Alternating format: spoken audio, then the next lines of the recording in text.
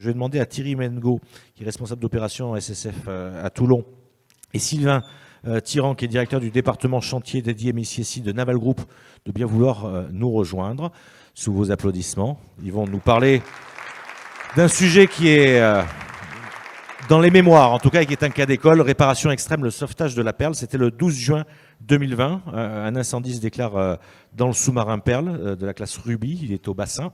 C'est un coup dur industriel et stratégique, mais c'était sans compter sur la capacité des ingénieurs à trouver des solutions et redonner vie à ce SNA. C'est ce que nos deux invités vont nous raconter.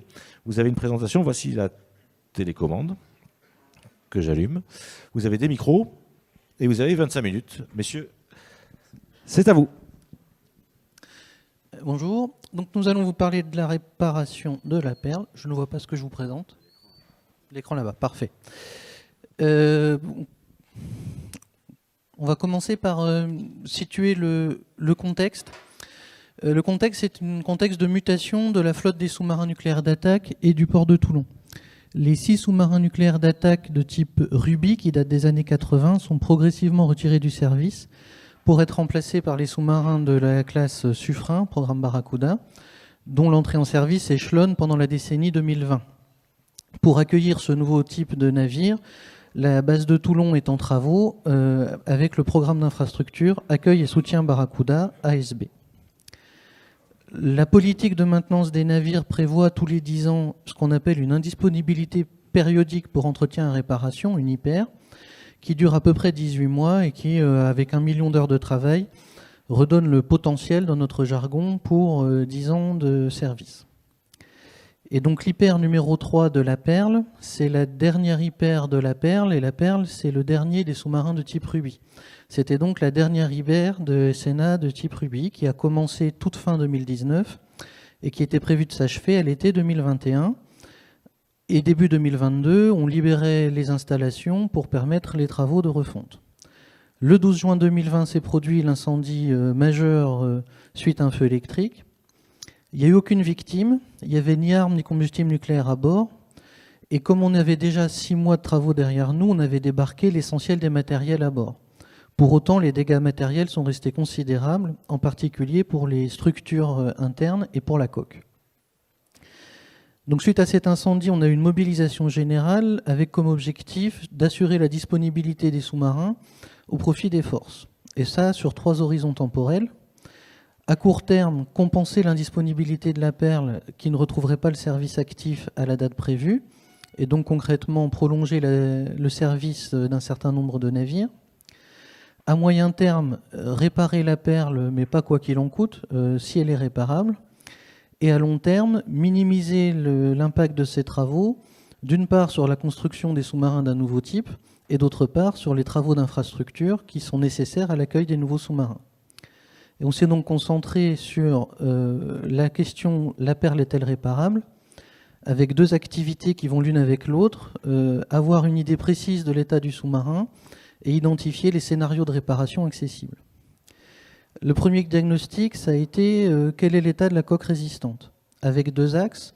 D'abord, est-ce que l'acier de la coque, qui a des performances mécaniques particulières, est encore au niveau attendu?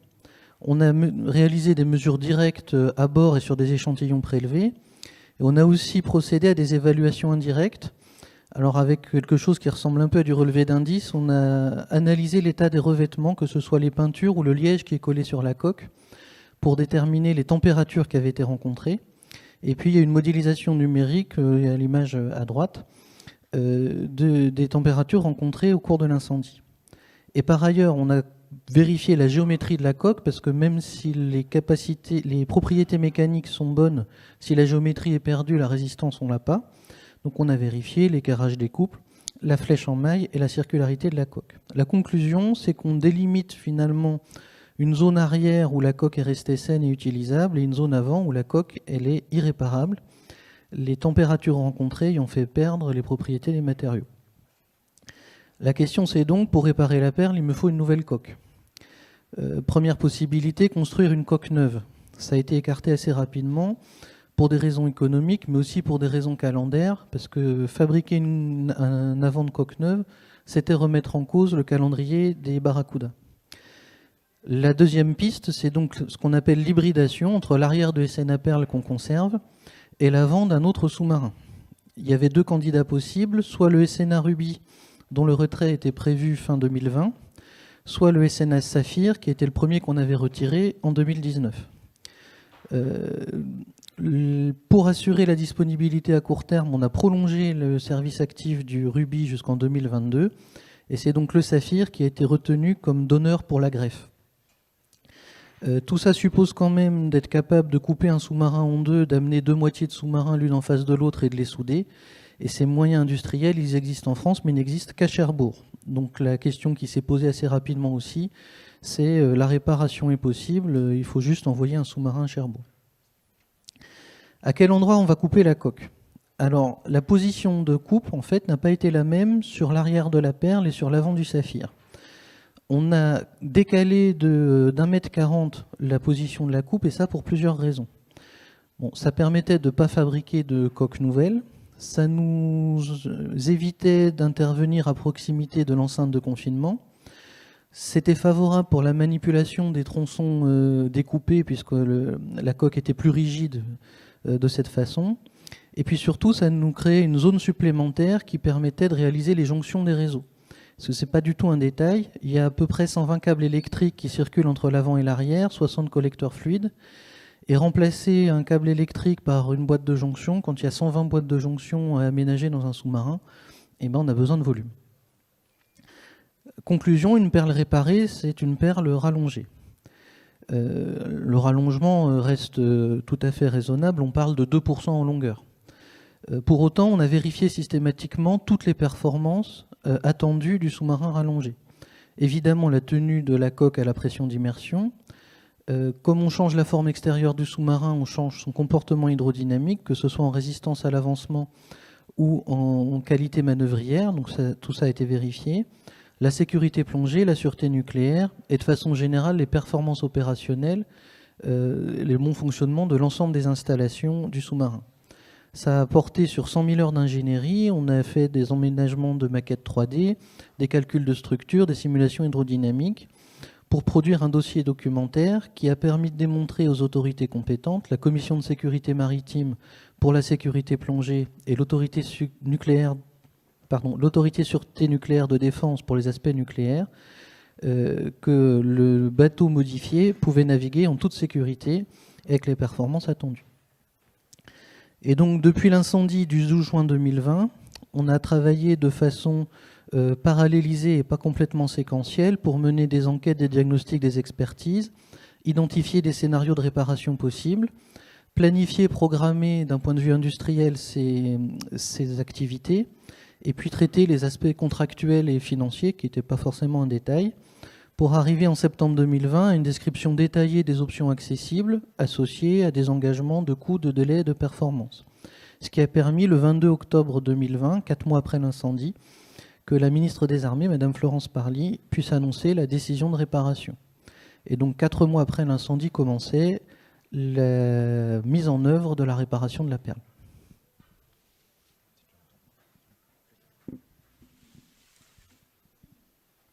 Bonjour à tous. Donc pour réaliser cette opération, il a été nécessaire de réunir les compétences adéquates, celles du neuvage, liées à la construction du sous-marin, et celles de la maintenance ou du MCO. Mais que ce soit aussi bien dans la partie ingénierie, études, que dans la partie réalisation. Nous avons donc monté une équipe multisite. Le départ de la Perle abîmée a été un premier défi. Sécuriser le navire, définir son état de masse et de stabilité, réaliser son déséchouage et être en capacité de réaliser sa pose dans un navire porteur avec des supports spécifiques, un projet en soi réalisé en moins de 3 mois. La Perle arrive donc à Cherbourg, à son lieu de naissance, accompagnée des collaborateurs toulonnais connaissant parfaitement le navire. Le Saphir s'y trouve déjà et les opérations de préparation à la découpe ont déjà commencé à l'aide d'équipes mixtes cherbourgeoises spécialisées dans le démantèlement et les Toulonnais spécialisés dans la maintenance. Pourquoi Cherbourg? Comme le disait Thierry, pour ceux qui ne le savent pas, à Cherbourg, nous construisons les sous-marins à partir d'anneaux et de tronçons que nous assemblons. Donc découper une coque et la ressouder est presque une opération courante sur ce site. Les moyens industriels, comme le DME ou les marcheurs, s'y trouvent, avec notamment une possibilité rare de pouvoir aligner deux demi-coques avec une géométrie maîtrisée, précise et qualifiée. La soudure de la coque, elle-même, est très spéciale. Elle est réalisée par les soudeurs cherbourgeois, hautement qualifiés et entraînés pour travailler sur cet acier. Indépendamment des photos précédentes que nous voyons, qui sont parues largement dans la presse, en fait, ce qu'il faut réaliser, c'est le travail de préparation qui a été nécessaire pour en arriver là. Ce que l'on voit moins, donc, c'est les opérations qui ont consisté à découdre les entrailles du sous-marin, constituées de réseaux fluidiques et électriques, au bon endroit et de la bonne manière, afin de pouvoir les reconnecter. Chaque tuyau, chaque câble ont été repérés. Ils ont chacun fait l'objet d'études spécifiques suivant leur technologie et ils ont subi un process de requalification. Ce process de requalification a nécessité aussi, chez Naval Group, l'entraînement de plusieurs équipes qui ont été désignées et qui sont entraînées à reconnecter un à un les différents réseaux du sous-marin. À la suite, vis-à-vis de ce processus de qualification, nous avons vérifié l'atteinte essentielle des performances, de la résistance et de la tenue dans le temps de ces jonctions. Cela fait l'objet d'un dossier qui a été remis en temps réel au SSF et à la DGA pour validation.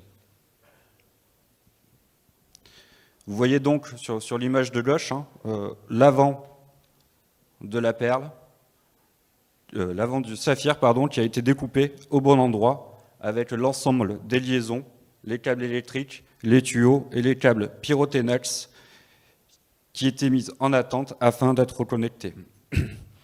Donc pour ça, bien sûr, on va dire un petit peu le défi qu'on a réussi à relever, c'est d'arriver à tuiler les opérations d'études et de réalisation dans un délai très très court. L'utilisation de la maquette 3D a permis de définir et de valider l'ordre de remontage de toutes ces liaisons. Cela a permis aussi de vérifier l'aménagement et de vérifier les positions de travail de chaque collaborateur lors des jonctions dans un environnement très étroit.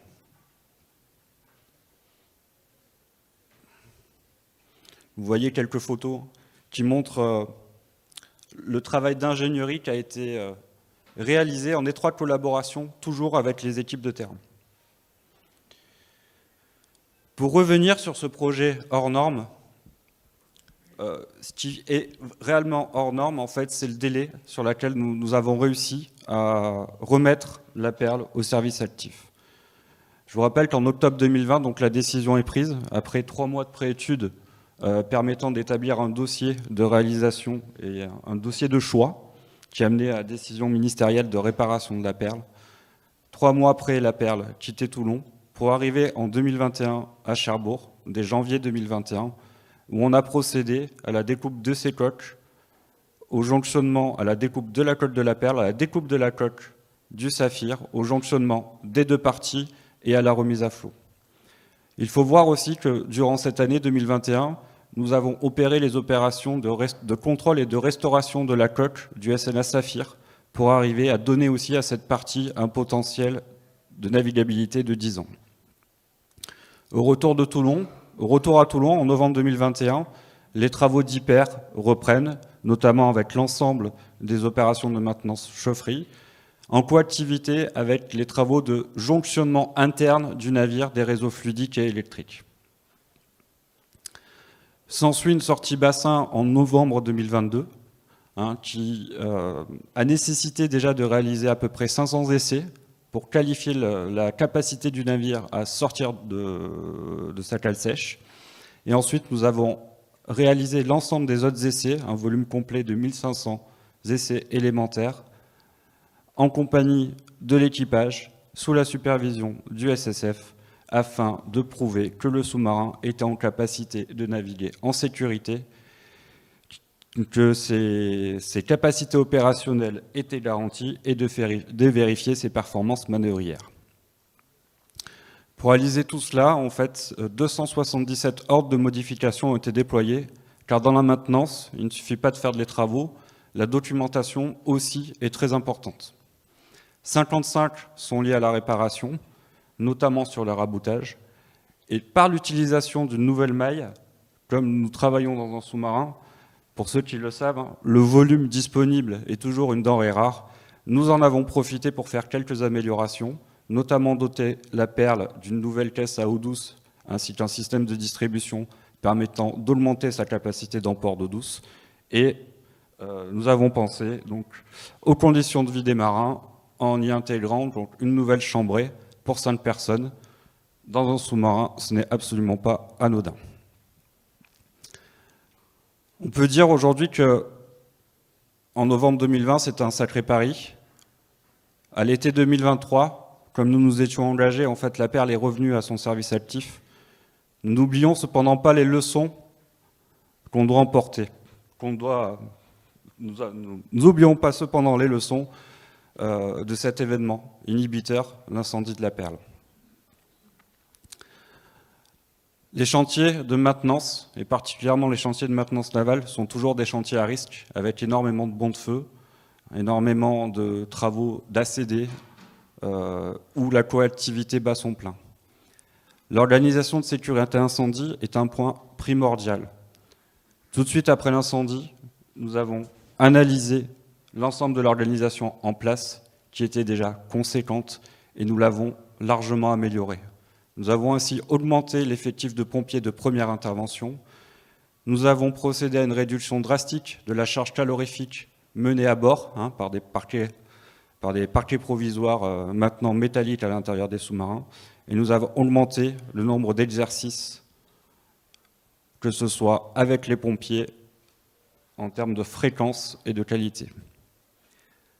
Bien sûr, d'autres systèmes ont été mis en place, l'amélioration de tout ce qui est détection incendie de chantier au sein du navire, et un système qui nous permet de savoir à l'instant T quel collaborateur est présent dans le sous-marin. Pour revenir et pour finir, ce qu'on peut retenir de cette opération, déjà, c'est que les clés de la réussite ont été un engagement fort de tous les acteurs, à tout niveau, que ce soit industriel ou étatique, et immédiat.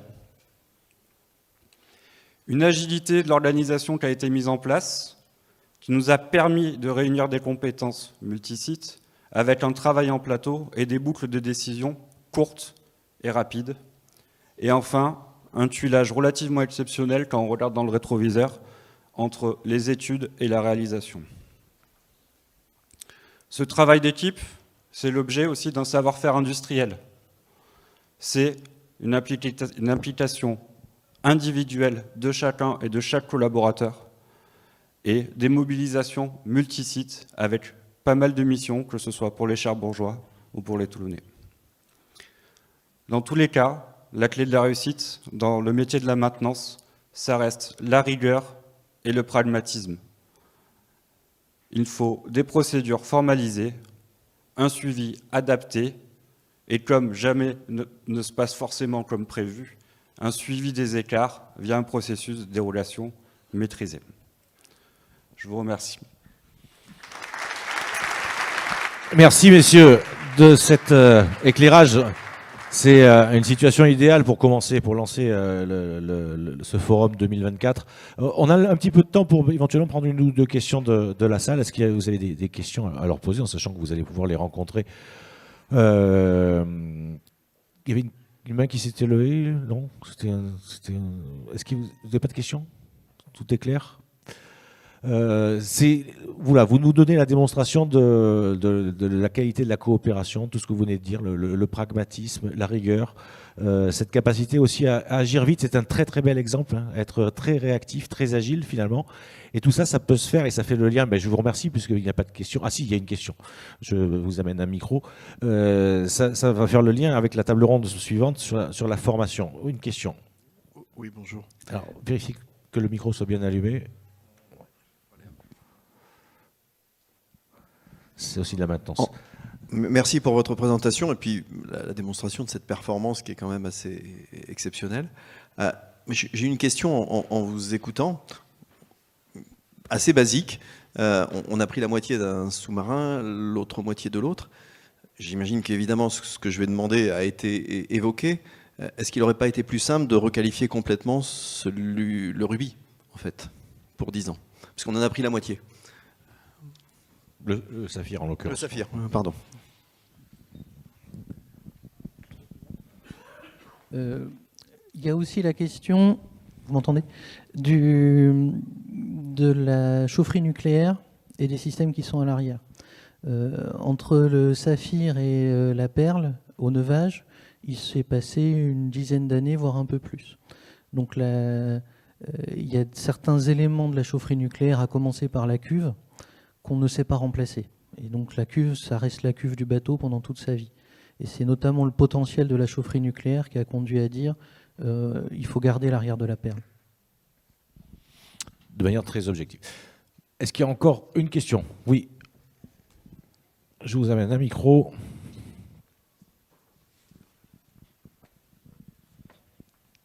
Je vais faire, si je fais toute la salle toute la journée, ça va être... Merci beaucoup, merci pour votre présentation. Alors une question très pragmatique, on a tous nos habitudes et là c'est exceptionnel, 2 équipes, une équipe de Cherbourg, une équipe de Toulon. Comment avez-vous organisé cet aspect collaboratif, parce que chacun a son mode, sa manière de fonctionner, comment avez-vous fait pour pouvoir jouer de concert cette belle symphonie? Alors, c'est avant tout lié à l'organisation qui a été très vite mise en place en identifiant les bonnes personnes dans chaque site, porteur en fait du programme d'ensemble, et via des rituels très étroits. En fait, ce projet entre guillemets d'un an de réparation a fait l'objet de rituels pratiquement tous les 2 jours dans l'ensemble des spécialités, et des rituels qui étaient partagés entre Cherbourg et Toulon. Et même avec le SSF, on va dire pas mal de restitution de situation au fil de l'eau chaque semaine. Et ce qui a été relativement important aussi, c'est que l'ensemble de nos services étaient en relation directe pour parler à niveau. L'ingénierie avec l'ingénierie, les experts avec les experts du chantier et de la maintenance entre eux. Thierry, sur ce sujet, la coopération. Il y a une expression qui tourne dans nos milieux, c'est la sous-marinade. Alors, ça n'a rien de culinaire. Il y a quand même, c'était pas un problème toulonnais, cette histoire-là. La réparation de la perle, on l'a dit, c'est un traumatisme au départ. L'incendie, ça a marqué tout le monde, y compris en dehors de Toulon. Et la mobilisation, elle a été aussi que, quel que soit le site et finalement quel que soit le dossard, tout le monde avait envie d'y arriver. Merci beaucoup Thierry Mengo et Sylvain Tirand de nous avoir donné le décryptage et les clés de cette réparation de l'extrême. Voilà, de la maintenance, c'est aussi ça. Et c'est rendu possible parce qu'il y a des gens, des hommes et des femmes qui sont capables de réaliser ces différentes opérations aux différents échelons. Et ça nous amène tout droit vers la table ronde qu'on va traiter maintenant.